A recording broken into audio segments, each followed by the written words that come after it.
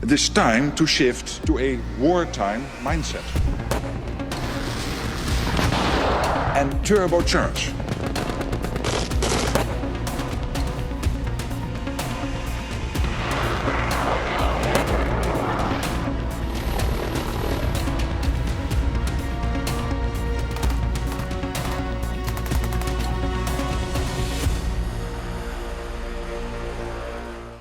Our next story is about NATO, the North Atlantic Treaty Organization. NATO members finally seem to have woken up. The European ones think that they are in danger, and they have realized that they need to do more.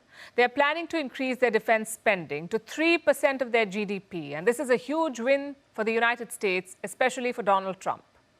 Let me give you some background first. NATO is a Western military alliance. It has 32 members, 30 in Europe, plus Canada and the US. NATO was supposed to be a security bulwark for the Western world.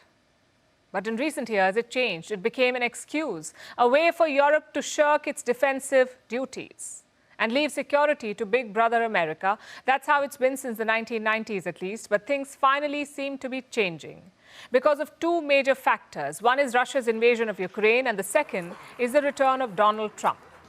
Trump first took aim at NATO in 2018 during his first term as president. He pulled up the other NATO members for not contributing their fair share. NATO has a guideline. It wants members to spend 2% of their GDP on defense. Every member should spend 2% of the GDP on defense, but most countries don't do it. So Donald Trump called them out on it. He threatened to pull the US out of NATO, or at the very least, not protect what he called the delinquent states. That's how he put it. He called them delinquents. The words were harsh, but they gave NATO members a much-needed reality check.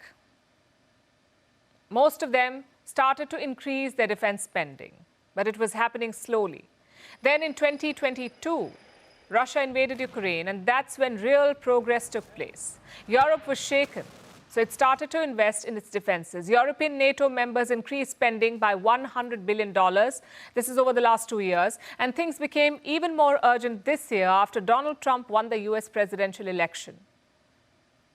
The European NATO members know that they are on the clock. So how many NATO members spend 2% of their GDP on defense now?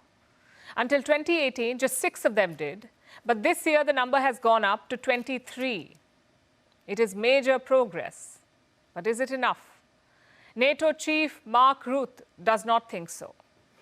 A decade ago, allies agreed it was time to invest in defense once again. The benchmark was set at 2%.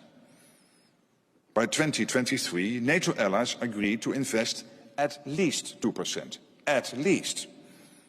I can tell you, we are going to need a lot more than 2%.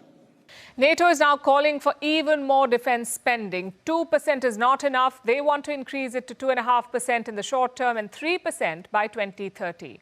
NATO is planning to put forth this proposal next year during their summit in June, and that will happen in the Netherlands. It's a steep hike, but the NATO chief defended this increase. We are not ready for what is coming our way in 4 to 5 years. Danger is moving towards us at full speed. We must not look the other way. We must face it. What is happening in Ukraine could happen here too. And regardless of the outcome of this war, we will not be safe in the future unless we are prepared to deal with danger. We can do that.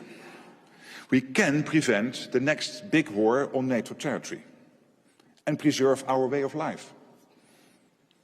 This requires us all to be faster and fiercer. It is time to shift to a wartime mindset and turbocharge our defense production and defense spending.